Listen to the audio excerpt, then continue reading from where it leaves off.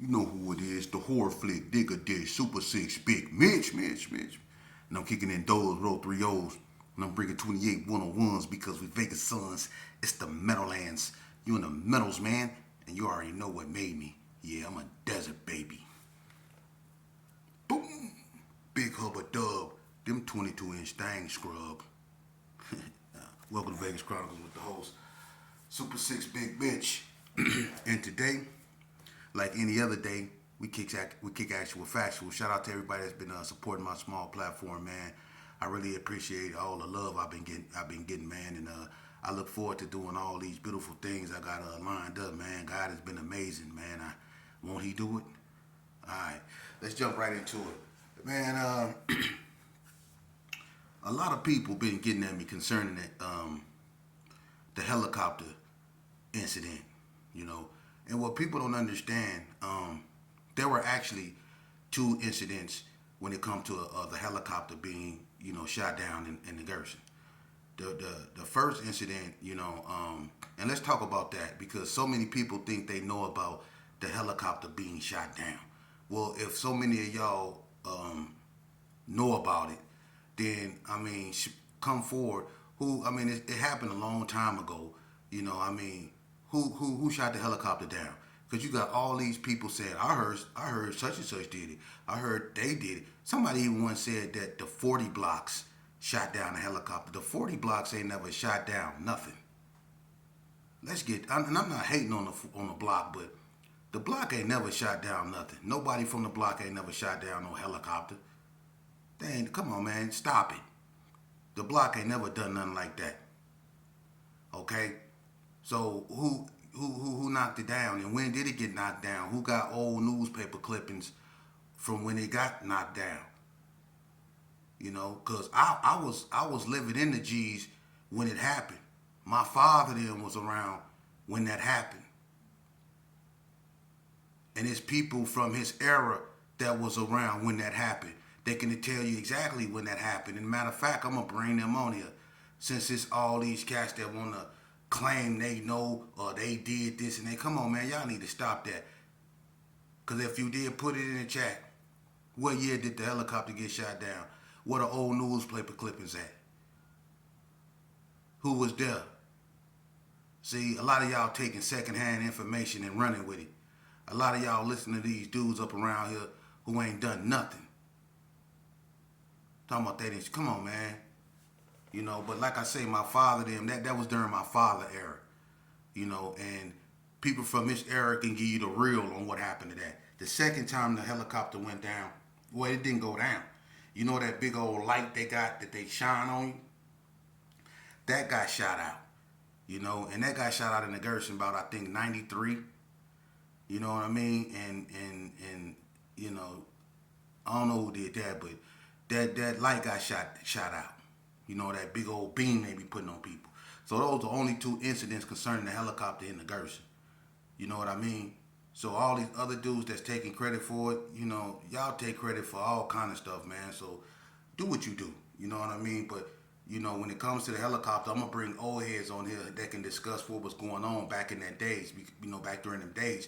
Because when that happened, it didn't have nothing to do with gang banging. It didn't have nothing to do with Gersons as a gang. Because what people don't understand, Herbert Gerson used to be real militant back in the days. You know, it was a place where whites didn't go. It was real militant. It was the most militant neighborhood in Las Vegas at that time. So when that occurred, it had nothing to do with gang banging. So if a gang banger told you that they did that, they lying. Because when that happened during a time of racial tension. And that's the real, man. You know what I mean? So, moving along. Today, man, I want to talk to y'all about something, man. Because, you know, one thing about me, man, and I'm going to start giving y'all, you know, my life story.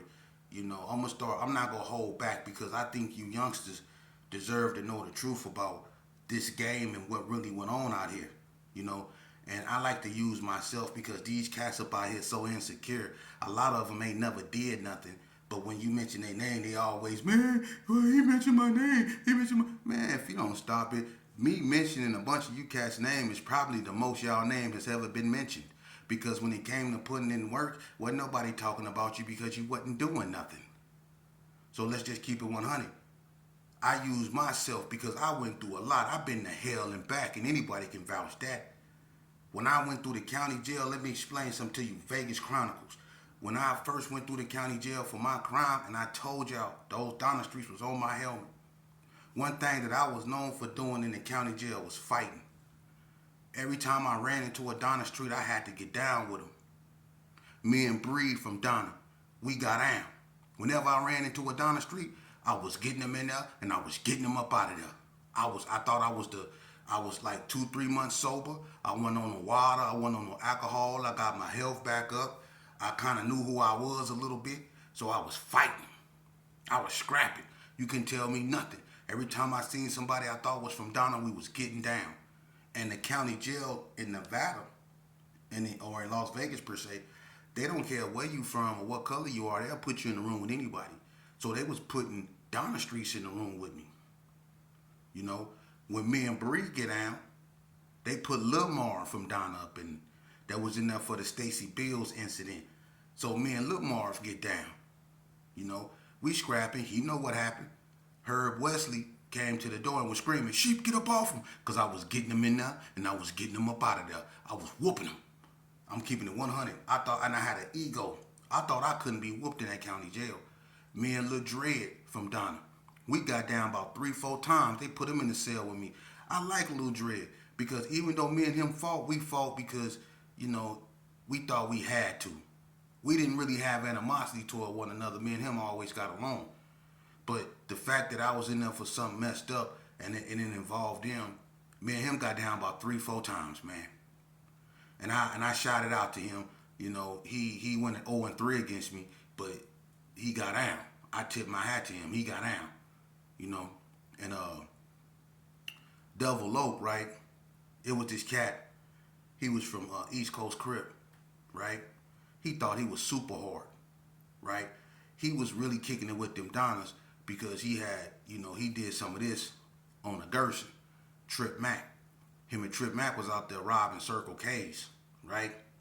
And they had them strength up on a whole bunch of Circle K robberies, right? And he got down on Trip Mac. So one day we was standing, you know how they let us out on a tier, and we was on the 7th floor. We was in 7F, and we can look across the way and see 7AB and all that old stuff. And they brought Trip Mac through there. They caught him, right? So I'm standing next to Devil Lope. And when Trip Mac see me and him, you know, we trying to communicate with one another. Then he look at Devil Loke and he kind of like, I guess he realized who that was because Devil Loke started acting funny when Trip Mac, you know, walked through. I guess he realized who it was. So when Trip Mac kind of like looked at him, he started bamming on the window and he was pointing at him. And I'm looking at him and I'm like, and he playing in his hair. He had them little, he took, you know, them little elastic things that be in your sock. He took a bunch of them and made little rubber bands up out of them and was putting them in his hand, whatever. They used to do that type of stuff in the county jail, put chain braids and them different type of stuff in their head or whatever. But he was sitting up over there looking, and you could tell he looked guilty. He was wide-eyed, all that. So I'm like, what my homeboy talking about? And Trip Mac was like, I could tell what Trip Mac was saying. He was saying,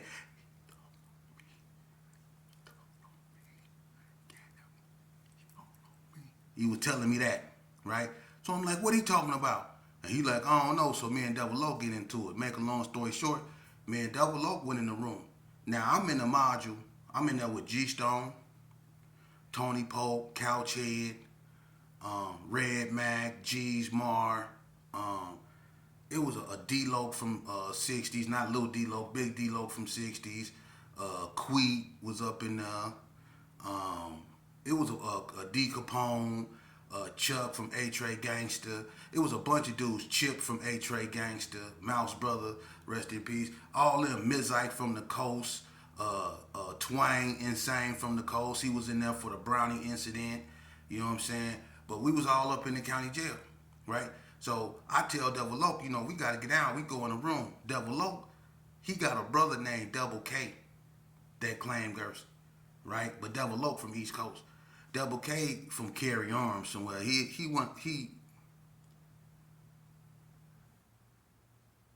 gonna just leave that alone. I'm gonna leave that alone. But look, me and Double Oak went in the room, and he one of them Cali boys that think he's so super crippin'. He don't even throw up his dukes. He threw up his neighborhood. That's how he was fighting, throwing up his neighborhood like this. That's how he fight. He don't ball up his fist and fight normal. He do this. He a super crip. So he throw up his fist by throwing up East Coast signs. And boy, look here. It went just the way you think it went. I got him in there and I got him up out of there. I was putting it on him. I had them little blue things all over the room. I put him, man, listen here, I was putting him in leg locks. I was putting him in rear naked choke. I was putting him in all kind of, I tried to put him in a DR choke. I was putting him in all kind of, man, I was putting him in, man, look here. I whooped him out up in that room. Right? So you couldn't tell me nothing. I'm running around until like I'm a shark. You know what I mean? Everybody, they know I done built me a reputation. They know I can get down, right? Yeah, I can get down, boy. You know what I'm saying? You can't tell me nothing. I think I done made up for what happened to me at the Cotton Club when old boy slammed me on all them cars. I think I made up for that, right? So check this out. Now, youngsters, I want y'all to pay attention because you see how I took a situation and made it worse. Not only was I in there for horrendous crime, but while I was in there, I dug myself deeper and deeper in the hole because all I did was fight. And since I was winning, I wanted to fight even more, So they wouldn't move no more Crips in the room with me, especially no Donna Streets. They was moving them all on 7E,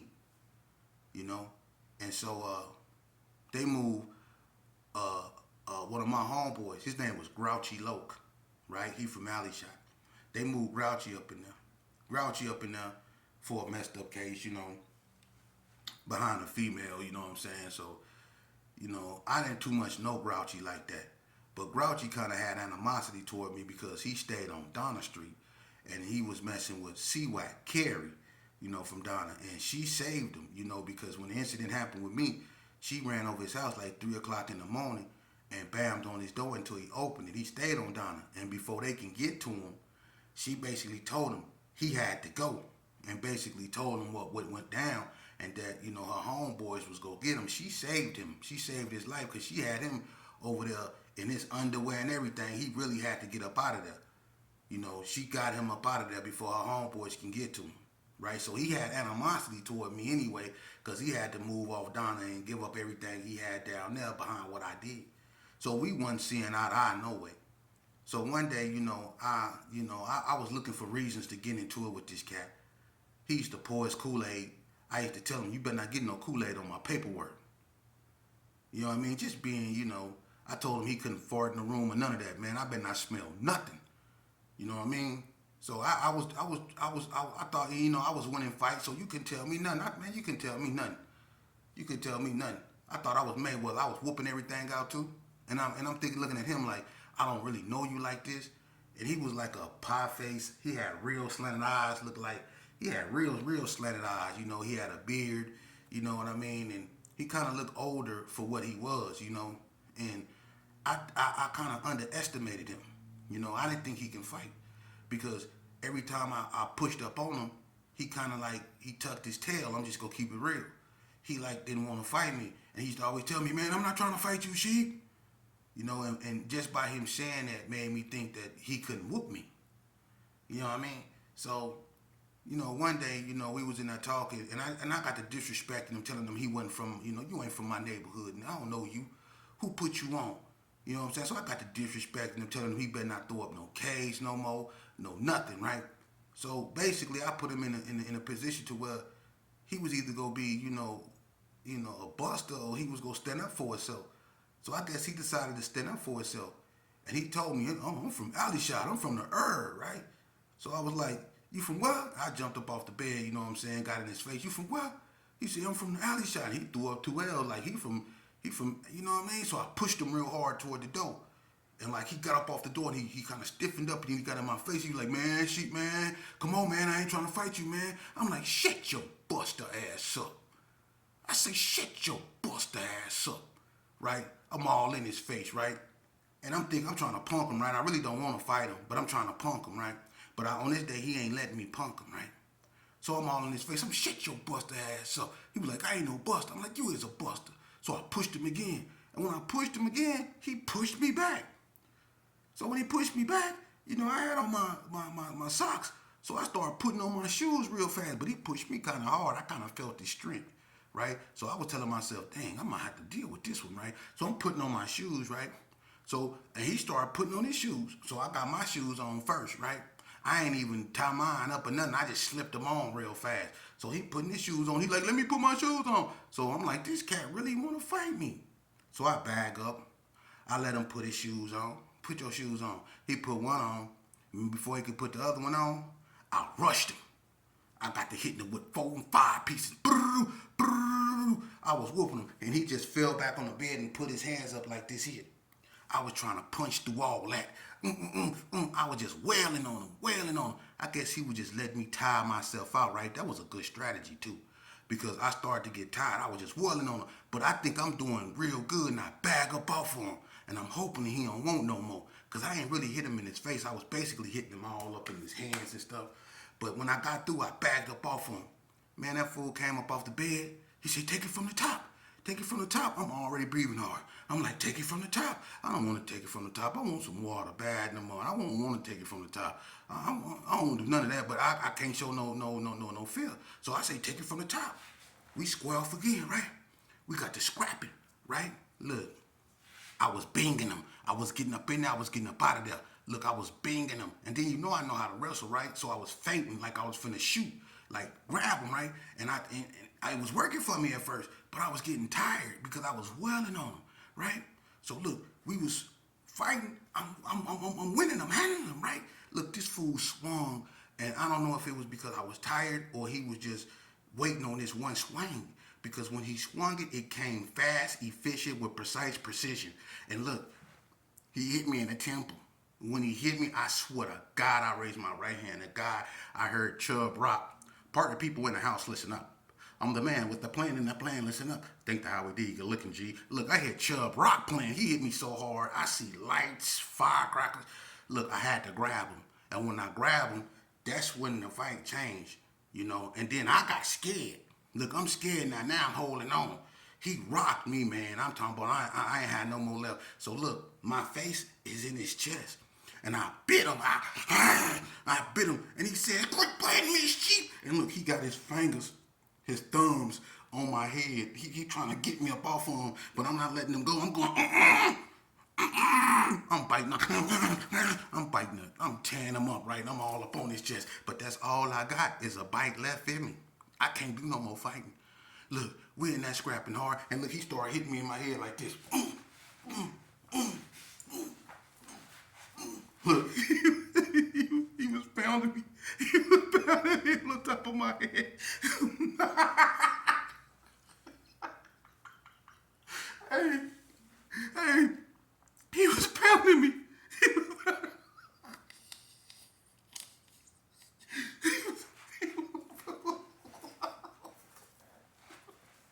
I wouldn't let him go. I wouldn't let him go. Look, I was biting that. Look, but I ain't had nothing left in me, right? And he was swinging me all across the room, but I would not let him go. And G-Stone came to the door, and he was, yo, knock that off. Knock it off. Hey, Pop 7. He was telling them to open the door to try to break it up. I was so happy G-Stone came to that door. Man, I was so happy G-Stone came to that door. And look, I wasn't finna quit biting him until the door opened and G-Stone came in the room because I ain't had no more left in me. And he was still hitting me hard. Look, he was hitting me hard right here. Hey, all up in here, he was, and I was shaking on him. I was shaking him. But G-Stone came in there and broke it up, man. Bless his soul. Thank you for breaking that up. Because that was finna go horribly wrong. See, people be lying. Look. People be lying about when they catch fades. I don't lie. You ain't gonna win them all, man. And I was doing too much fighting. And I took that boy kindness for weakness, just like I was playing with that boy Chubb from West Coast Blood in Memphis, Tennessee. And that boy punched me, and he hit me so hard, man. Look, that boy hit me so hard, I was trying to push up on him.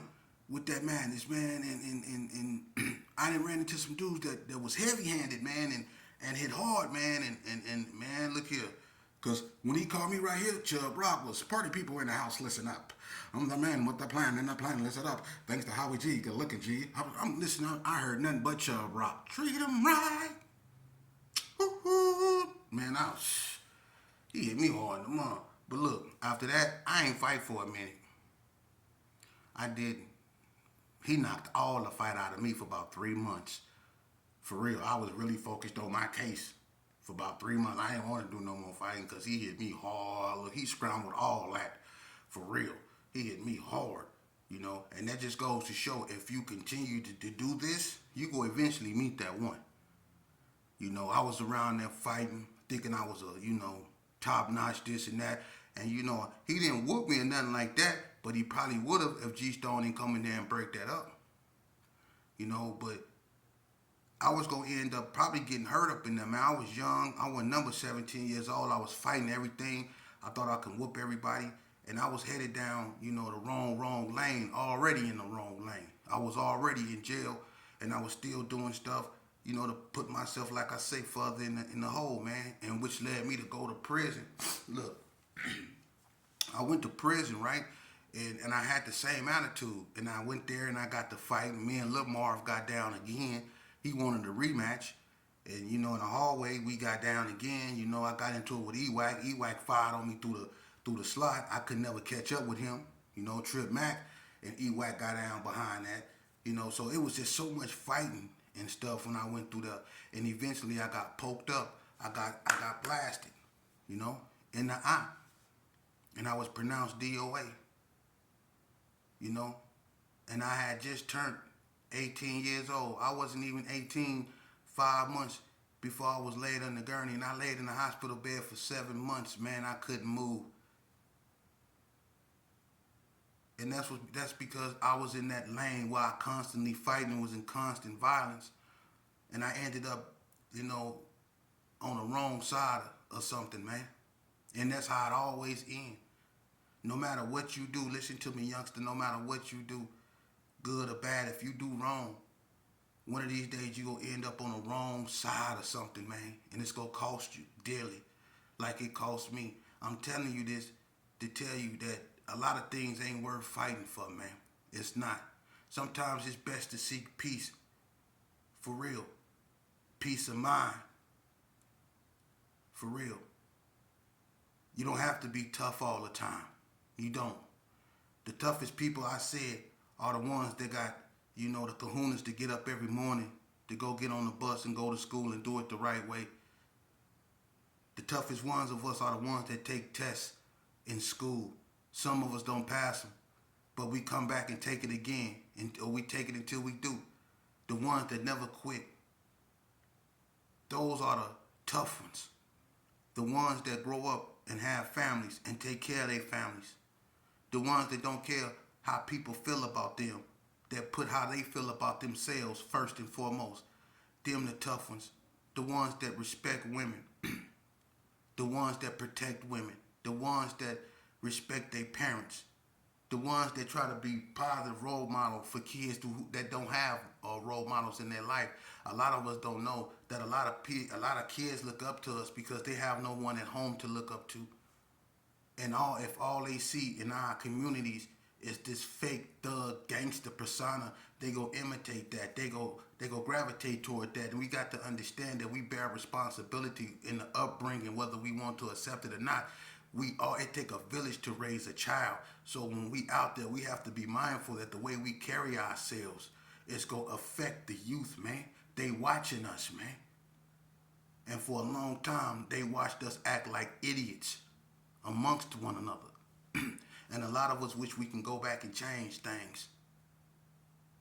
Because if a lot of us knew what we know now, a lot of us would never got involved in this bull crap. If a lot of us knew that the people we were hanging with was like the way they are, we would have never messed with them. Am I lying? How many of y'all wish y'all never met the dudes that y'all grew up with or hung around? Because when y'all got caught up, y'all really seen what they was about. Or when you went to the penitentiary and the people that you look up to or you heard so much good stuff about is in there walking around with a man. His loyalty. You know how many dudes that call themselves stumped down OGs that went to the penitentiary and gave all their loyalty to another man? Yeah. Yeah. To another man. That's where their loyalty went. So there's a lot of dudes out here that wish they never joined this. I'm one of them. And I don't want your child to get infected with this disease of stupidity and ignorance. I don't. And there's a lot of dudes out here that still cater. They turn, they go, psst. They do all that. Psst. Don't nobody want to hear that nice talk. Don't nobody want to hear that weak talk. Or y'all don't want to hear that weak, nice talk. But when you standing in front of that judge, everything that come out of his mouth, you, yes, sir. Yes, sir. And when he asks you if you got something to say, you recite Shakespeare on how you was misunderstood as a child. But when I speak, or when somebody like me speak, you want to shout me down. But when that man with that gavel asks you if you got anything to say, you holier than thou. You can recite Psalms, Proverbs, and everything else. Y'all a joke, man. Because half y'all wasn't even about that life, man. Y'all just walked around wearing the color and drinking old English and listening to the music. Your gangster went as far as carrying a radio with a rag in your back pocket. You never left your neighborhood. You never went and did nothing. You just walked around there every day. The only people that you had a fight with was crackheads. You never had a fight with no so-called enemy. How many of y'all got how many of y'all got homeboys like that? That grew up around people like that ain't never left the neighborhood. All they do is just wear the colors, walk around with a radio and want to hit something. Whether it's this,